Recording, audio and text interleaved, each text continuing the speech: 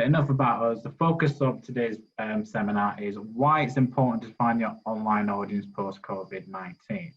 A lot has changed over the last few months in terms of how consumers are behaving online, in terms of how businesses are operating, adapting. A lot of businesses are opening themselves to new sectors, new channels, new products, new services, new ways of even working.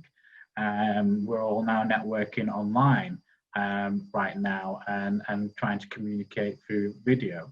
All this means is that it's important now to kind of start to defining your audience in terms of what does that look like post-COVID-19, because what you were doing from January all the way to before lockdown worked, but post-lockdown we all had to adapt, we all had to be agile. There were different trends coming out, a lot which we've already covered over summer. We even talked about defining your B2B audience a bit more specifically for businesses trying to target remote businesses. But the focus of this seminar is to kind of really understand, right, how do you move forward as lockdown begins to ease? What does that look like from now to the end of the year and 2021 and beyond, considering that, we're in a recession and there are risks of a few spikes and local lockdowns due to COVID. The first thing I want to do, and I'm not going to say apologies to any Manchester City fans because that is Manchester City Stadium on a match day. There's a common saying that in the world of digital marketing that if you try to sell to everyone, you'll end up selling to no one, and that is no truer. And the reason we're doing this talk is some of our clients have come up to us that have launched new products and services, like we just want to sell to everyone, and we come back and say you can't do that. You need to really define who your audience is. Otherwise, it's like shooting an arrow in the dark and hoping it lands on somebody. So if you try to sell to the masses, no one's going to turn up. I guess that's the problem they have at Manchester City, because as a biased local fan, I do apologise to any Man City fans out there. Just a little bit of nice football rivalry before the season kicks off. But if you try to sell to everyone, you end up selling to no one. And why is that important? Because COVID-19 has had a significant impact on business. So there's 4 elements we want to pick up on why it's important to start defining your audience right now. The first thing is we know, and this data is from WARC, is that brands are slashing their advertising spend for the rest of 2020. So we got a hint of this in April, but it's kind of crystal clear now. We're looking at a huge 15 billion globally wipes off of advertising in terms of spend. That's a large amount. It's an 8.1% drop from 2019. What that means is we know businesses are constricted by budgets. So targeting your audience and defining who they are becomes more important, because the last thing you want to do is waste budgets targeting consumers that are not interested in your product. You need to be a bit more responsive. You need to be a bit more targeted. You need to be a bit more creative in terms of how you get in front of your ideal customer, because customers right now are not listening to sell ads. They're looking to build service and trust, and we'll get onto the second point shortly. But by brands slashing their advertising spend, this can be for many reasons. For some, it's, and some of you may have felt this, it's businesses that you're working with, or your customers or clients have felt the impact of COVID-19. Thus, they've had to cut back on spending. One of the biggest areas, as we know, because we're now in a recession and looking at previous recessions, is that the biggest area where businesses tend to cut back on budgets to save spend is the actual marketing spend and advertising spend. And historically, that's shown that businesses that do the opposite and increase spend, that's those that, grow market share, increase their position within the market, drive sales as a long term, and actually come out of a recession and come out of a pandemic in a stronger position. We know that brands are moving more to the back to basics, as we call it, service and trust. It's really important to demonstrate your core purpose. It's all about serving customers right now. Being helpful. We've talked about this in terms of previous talks about offering empathy and being helpful, offering advice. As we said, that sell agenda, you've got to park it. And a lot of businesses right now have parked that. I take a quote which I read a few months ago, which I kept because I knew it would become important, is what anyone who knows Rajamana, who's the CMO of MasterCard, was like, the crucial test for businesses right now is the brand trust. It's a time of need, and if you're not friends with your consumers at this point in time, they're not going to talk to you later. So it makes understanding who your customers are better, because you need to start building that level of trust and service with them. And only by defining that and understanding who your customers are, you need to do that more importantly. And if your budgets are restricted as well, so you don't have the budgets you had pre-COVID or what budgets you had in 2019, then you really need to know who your audience is post-COVID-19 to really build that level of trust and showcase that you are a brand that's all about serving them and their needs, as opposed to just focus on getting a sale out of them. Brands that have invested in the online purchase journey and are the ones that are benefiting there. So if you haven't invested in your online website prior to COVID-19, if you haven't invested in your online consumer journey, that's what you need to do. We were already looking at a website rebuild at Bobble, and thanks to the team at Trio, they were able to deliver that quite quickly. But now's the time, and it's still not a bit too late, to really invest in your digital footprint, your digital store of who you are. Whether or not you sell your product online, there's nothing we sell that someone can buy from our website. It's all about educating and improving that, consumer journey online. So, if you spend in the last couple of years investing in the online consumer journey via your website, app, or any kind of new technology, and now you're seeing the payoff. I mean, the great example we've put in here is Primark, one of the UK's biggest fashion retailers, didn't have an online presence at all. They went from £650 million a month to zero after lockdown when the stores were forced to close. That's because they didn't invest in that online space. Obviously, that's a big brand, big retail example, but some of you might have and some of you may not have. Again, this is an assumption, but just consider that if you haven't invested in your online presence, then how are customers going to find you, or how are you going to be able to build a relationship and actually understand who is visiting your website? How are you going to be able to profile these consumers? The lesson here is you need to understand that customer path to purchase. COVID has altered that. A smooth online customer experience is more important now than ever.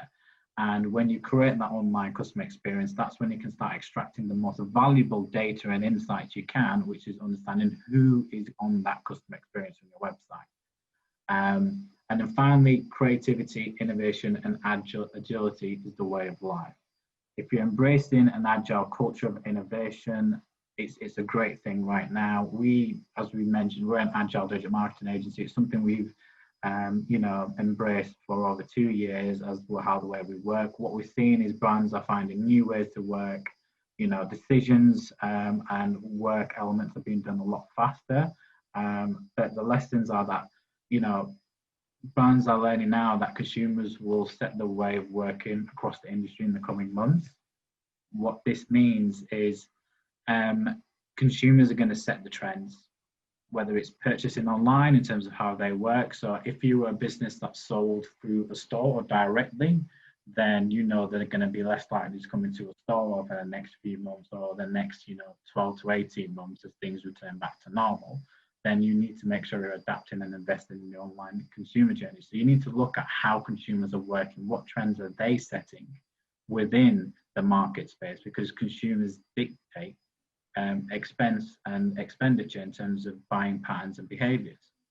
So this is the impact that COVID is having, and we've summarised into these 4 key elements, and that's why it's important to understand your COVID. But what does this all mean? What happens now? So data and analytics is your answer right now if you want to really start defining your audience post-COVID-19. And we've got some tips, as always, to help with that. So understand your customer demographics. It's to be knowledgeable about your current customers. Use your existing databases. Try and identify some similarities that come from them. Where do your customers live in terms of geolocation? What age bracket do they fall into? Do they travel as a family, couple, group, solo, etc.? Start to understand the demographics of your customers. You can use existing databases that are free, like Google Analytics, because Google Analytics, if you have an online presence on, gives you that data. It tells you where in the UK are your customers coming from by city, region, and you can even go down even more granular if you want. It gives you an age demographic. It even tells you what keywords they're searching for to get into your website. So if you want to do some stuff around PPC or SEO targeting to rank for specific keywords or be placed in #1 position from a paid ads perspective, you can at least target the keywords that you know your most engaging customers are looking at. You can see and start breaking that down through Google Analytics through different ways to understand, how long are they spending on your website? Did they come through a certain channel? Did they come from Facebook? Did they come from Instagram? Did they go directly to your website? Did they come from YouTube? Did they come from a referral site where you might have had a blog or article which plays for you? It helps you identify what your consumers are doing in terms of what content and social content they're consuming. And then it's understanding your consumers' behaviors. How do your customers book online? Are they booking with you? Are they booking with a travel agent? So are they going through one of your suppliers, some of your vendors? Are they going directly to your website? Are they picking up the phone and calling you? Again, stuff like Google Analytics gives you that, traffic referral information to your website.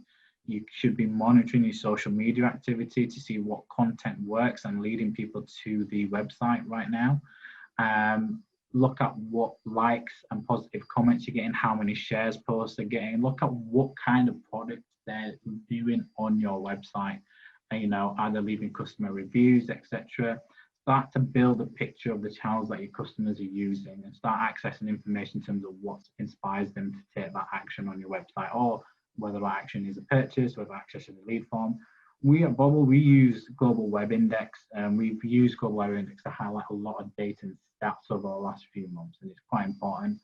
Through Global Web Index, we not only know once you profile your customers, and that's the whole point of this presentation, is we can then understand their media consumption online. We know what they're doing online, and that is a valuable asset, because if we can tell your customers spending all their time on mobile phone and on Facebook, and they have the job title of being a business development manager at, let's say, a media agency for the benefit of Sponge MB, who are in the talk today, then we know what they're doing online and how best for you to target them to push your services. And that's the key. When we look at the constraints businesses are under in terms of spend, in terms of building trust and elements, you need to make sure that you're really narrowing down on the digital channels where you're going to get the most success from right now. And you only can do that by understanding who your audience are and what their online habits are and how are they behaving online. Then you need to start building what we call a profile. So once you start getting some consumer demographics, understanding their behaviors in terms of how they're engaging with your social, how they're engaging with your website, what channels they're coming from, start to build a profile. So, we know from, let's say, for example, they're based in London, northeast of England. Our customers are predominantly couples, aged between 33 and 55. They book directly with you and they're regular visitors to your Facebook page, etc. What this means is if you are then spending money within digital marketing, you can use this data to start building a target audience. So as we've talked about in previous ones, especially in our talk about LinkedIn advertising, where we did the actual build, you could see from that is that you can select and target consumers on LinkedIn by their job title, the company size, their seniority within the company, their revenue size, their interests, their skills, their education. So once you know who you want to target, you can target by gender, female, male. You can target by age range. You can target by city and location on Facebook, and Google in particular. You can go down to postcode level. So if you're getting all this data from your Google Analytics and you're understanding how they're reacting, what channels they're doing, you can start to build a profile of who they are. You need to start taking that data and using it within your targeting audience strategy, within channels like LinkedIn, within Facebook, within Google, whether you're doing display ads or search ads, and start using that to your benefit so that you're actually pushing your media budget to the profile that you've built, because you're less likely to shoot an arrow in the dark, as we said. You're more likely to identify where the targets are and aim for that specifically. And then another thing you can do, a bit of the outside of the box thinking, is if you're not sure in terms of how to communicate the message to that, look at what your competitors are doing. Right now, you should be really, really considering what your competitors are doing online. I understand that a lot of from just conversations with businesses, prospects, that they're like, oh, we see our competitors doing this, we see our competitors doing that. And then don't try to replicate what they're doing. What we're saying is don't copy your competitors, but keep an eye on your competitors, see what they're doing, follow their social channels, see what kind of messaging that they're using. Try and identify gaps where they've done something you think you could do something better. Look at kind of creative they're using, look at the kind of messaging. Is it personal? Is it sell? How are they using that message to, communicate to audiences, which will be exactly similar to yours because you would have classed them as a competitor within the market. So if you're struggling for where to begin, always look at your competitors. If your competitors haven't got anything active on there, then you should see that as an opportunity to jump onto digital marketing, identify your audience and target them directly, because you've got a good opportunity to leave your competitors behind. And as we know, and we've shared in previous talks, that businesses that invest in their advertising during a recession-style market and economy are the ones that grow market share and actually grow their business revenue long-term. So you should be looking at, long-term strategy here and looking at, right, how do we stay competitive with our competitors, or how do we get an advantage? But there's nothing wrong with looking at them. There's some links which I share is where you can actually go on, and we showed this when we did the LinkedIn ads. You can actually see the ads your competitors are running. If you go onto any of your competitor company profiles on LinkedIn and go on their LinkedIn company profile page, there is a section that says ads, and you can actually see what they're doing. If you go into Google and type in Facebook ads builder and ads monitor, you can actually type in the company page of that Facebook page of your competitor and see what ads they're running right now and how many ad variations are they running, lead gen form, etc. So you can actually see what your competitors are doing, because channels like Facebook and channels like LinkedIn give you that insight. You can also search your competitors on Google to see if they are actually running specific ads on their own branded terms. And actually do specific keyword searches around keywords that are relevant to the content that is on your website to see if your competitors are actually ranking on Google. So this is how you can go out and actually understand what your competitors are doing. But once you've got your profile, you've understood their demographics, you've understood their behaviors, you've had a little cheeky look at your competitors to see what they're doing, you've built a profile, build a story around that audience. So it means talking to your audience about the product in a way that will interest and inspire them. You've got the insights, you know what they're doing. So this is where you need to maybe work with the likes of Keith around your messaging and your branding, or work with other partners and start to understand, like, how are you going to stand out from the crowd? Because as we go up to Christmas, the market's only going to get crowded. There's going to be a lot of messages out there. There's a lot of other competitors trying to compete. So how is your ad going to stand out from all the other ads that they see? How is your message going to stand out? And that's where you need to start building the story with your brand and start from point A and take it all the way to point B. Don't just give up after one message. Keep that story going. A great example is, look how long Meerkats have been going with, comparethemarket.com, how they've been using the Meerkat and Alexander brand. They built a story around that, and now they adapt that story for different elements in terms of what they do, and that now is associated. Meerkats and the app and everything is associated with that brand. There's loads of other examples of how businesses have done that. I mean, we use Bobble. Bobble is a brand within itself. We've got Bobble Bitesize, we've got Bobble Pod launching. So we use the name Bobble, and Bobble is a story. It's actually my nickname. So there's actually a bigger meaning behind Bobble. Use the assets you have, build a story with your audience to develop that message and give you that competitive advantage, and really start understanding who your audience are and communicate with them. Like we said, going back to basic is what's caused COVID-19 for businesses to adapt to. So service and trust. So that's where building your story will have a lot of value. So that is our short talk. As I come out of the presentation and stop sharing, I would now like to open it up to anyone for Q&A. Feel free to drop it in the chat, but everybody can come off mute.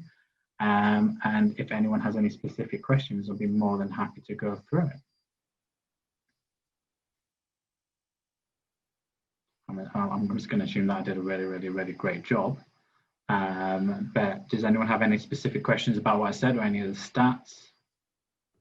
I've got a... Yeah, go ahead, James. Yeah, so just... I've never heard of global web indexing there, but I'm just interested to know how granular it gets. So if you could just talk about that a little bit more, that'd be really interesting. Okay, so global web index is, you can Google this, you'll see what they do. So global web index is quite granular. They send out, about 50,000 plus, questionnaires to specific lists, and they update the data every quarter. So we're now using data from Q2 2020. So we actually know how consumers, and they put out different questions like, are they in the market to buy, let's say, furniture? They get their job titles, they break it down by what region they're in, they understand their demographics. So what we do is we actually, once you've done that whole process, what we've gone through in the presentation as a company, which you should do, so take that as a potential like basic blueprint.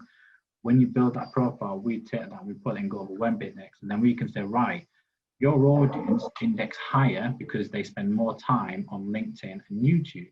So if you're going to invest money into digital marketing, instead of going on PPC and SEO, because that's where you think you should be, actually your audience is spending their time on mobile devices, on YouTube, consuming video content. So you need to create video content. You then need to launch that video content through video channels like YouTube and Facebook and LinkedIn, because that's going to drive the best results, because your audience, based on the profile you built, is consuming and spending their time on there most. And you can break it down into different granularities, like are they spending at least 13 minutes a day on those platforms?